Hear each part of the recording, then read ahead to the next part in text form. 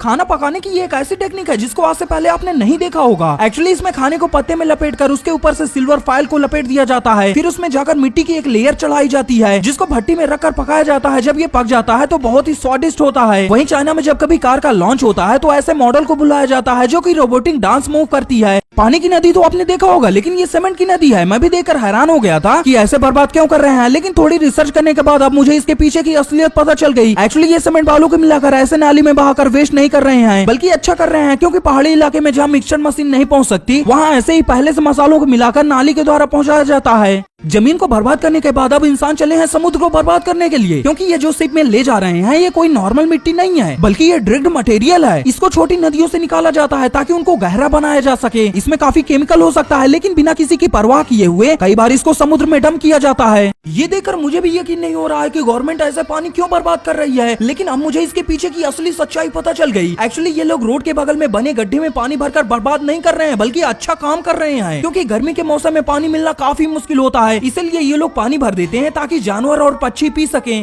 पहली बार देखकर मुझे भी लगा कि अमेरिका पागल हो गया, वो अपने नदियों में ग्रीन कलर डाल रहा है। इसे देखकर तो कोई भी यही सोचेगा, लेकिन अब मुझे इसके पीछे की असली सच्चाई पता चली। एक्चुअली अमेरिका अपने शिकागो शहर की रिवर को साल में एक बार ग्रीन कलर करता है। ये कलर वेजिटेबल बेस्ड होता है जो किसी को नुकसान नहीं पहुंचाता। ये इसलिए किया जाता है क्योंकि उस दिन शिकागो शहर पैट्रिक डे मनाता है। देखो, कई बार लोगों के टॉयलेट पाइप से सांप या फिर चूहा जाता है, जिससे बचने के लिए मार्केट में एक कमाल का गैजेट आ चुका है जिसमें ऑटोमेटिक डोर सिस्टम होता है, जिसको घर के बाहर के पाइप में लगा दे तो कचरा तो बाहर निकल जाएगा, लेकिन इससे कुछ घुस नहीं पाएगा। वही देखो, चाइना की एक ऐसी निंजा टेक्निक है जिसमें गरीब लोगों के घर भी कबाड़ में पड़े बोतल से सस्ते बना देते हैं और इन्वायरमेंट को भी इससे फायदा होता है। मैं भी ये देखकर हैरान हो गया था कि ये लोग अपने बालों में ग्लू क्यों लगा रही हैं। फिर थोड़ी रिसर्च करने के बाद मुझे इसके पीछे की असली सच्चाई पता चली। एक्चुअली ये लड़कियां कोई नॉर्मल लड़कियां नहीं हैं, बल्कि ये प्रोफेशनल स्विमर हैं। ये लोग अपने बालों में इसलिए चिपचिपा सब्सटेंस लगाती हैं ताकि स्विमिंग के दौरान इनके बाल एक ही जगह में फिक्स रहें। ये एक ऐसी निंजा टेक्निक है जिसको बहुत कम लोग जानते हैं। ये लोग भूसे में कीचड़ छिड़क कर उसे खराब नहीं कर रहे हैं। एक्चुअली ये किसान जब भूसे की ढेर में कीचड़ छिड़कते हैं तो वो सूख कर एक लेयर बना देता है जो कि आंधी और बारिश से बचाता है। वहीं देखो, अफ्रीका में कितनी आसान ट्रिक यूज की जाती है मेहंदी लगाने के लिए। ये लोग पहले तो टेप की मदद से उसमें डिजाइन बनाते हैं, फिर लेप लगा देते हैं मेहंदी का, और जब सूख जाता है तो टेप को निकाल देते हैं।